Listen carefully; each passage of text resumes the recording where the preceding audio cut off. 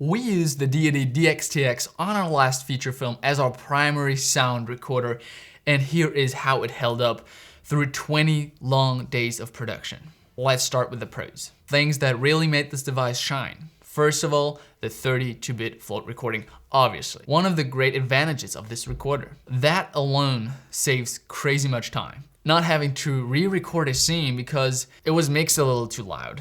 And knowing you can always pull back the volume in post, that is such a relief. Second, the built-in timecode. Syncing across multiple recorders was smooth and it just worked. For an indie feature film, that's huge. We used the Deity TC1 on the red, and then two PR2s and the DXTX. And it is great to be able to quickly sync everything up in post or even on set for like a quick reference if we want to see how the scene turned out. And it's kind of crazy to think about that this powerful recorder with timecode and 32-bit float is so small, and because of that, so versatile. You can just throw it into any camera bag or case. You can hold the mic with the recorder like it's a stage mic and talk into it. You know, when the Israelites, they had to walk, that's why. You can hide it in tight spaces. Like in this setting right here, the mic is actually held by one of our crew members who is hiding in between our two characters. Wait, the church is off the grid?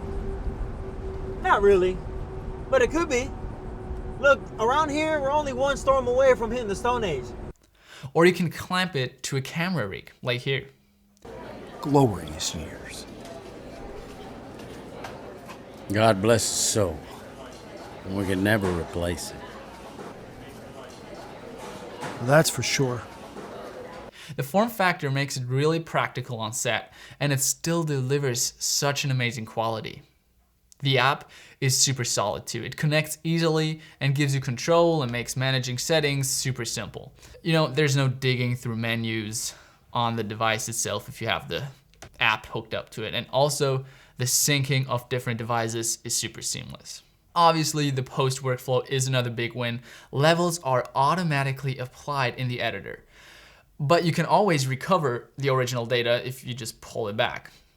And that kind of balance between convenience and flexibility and quality is fantastic. We actually used a different setup similar to the DXTX before, and when we put those files into our program, we had to raise the volume to its max and still didn't get enough volume. Okay, next pro. The USB transfer option is really convenient. When you forget your SD card adapter or something, you can just plug in the device. Yeah, you have to go through the settings to actually enable the mode. That's fine. It's better than not being able to back up the footage or the files. And it's also a really fast transfer speed. Enough good stuff. The DXTX is not perfect.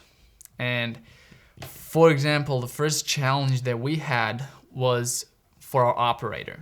Monitoring, because we had to figure out workarounds on how he would be able to monitor the sound, because the Bluetooth through the app, yeah, the delay is just way too long, and then you have Bluetooth headsets or whatever that are not made for actually monitoring sound on set. So the way we did it, we fed the Theos signal into our camera and then used a DJI mic to connect it to the headphone out of the Theos, and then used the DJI Mic receiver for our operator to plug his headphones in. And that was not great, but it worked.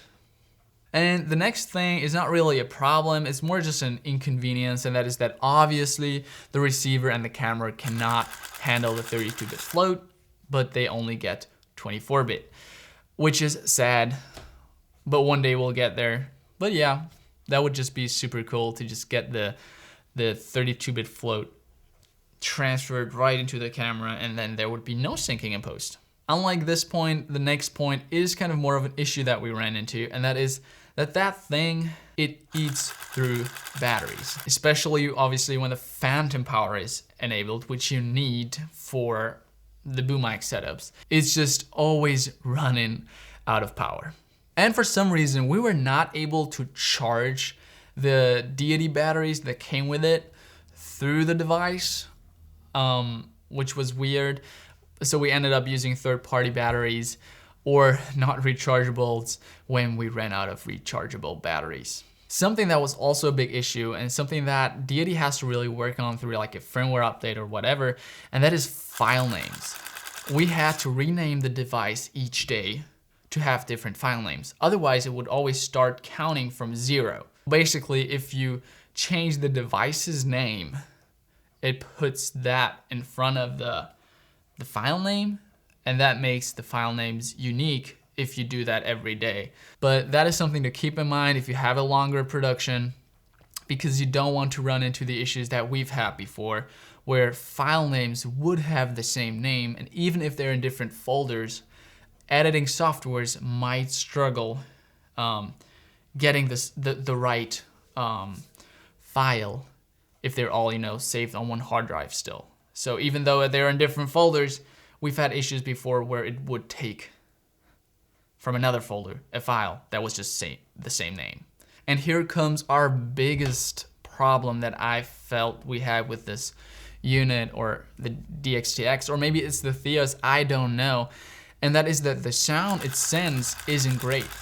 As a backup recording, it's fine, but the transmitted audio did not sound good. Maybe it's on us, maybe it's a setting or something, but if someone knows, please let me know in the comments. I think you might have been swindled here, paying for something that wasn't rightfully owned by Ruth's grandson. You want to file a complaint? Oh, no, that's okay, I'm okay. But it just did not sound like, yeah, the sound was sounding on our headphones, or even how the recorded sound sounded like. So overall, the Deity DXTX is a powerful little tool.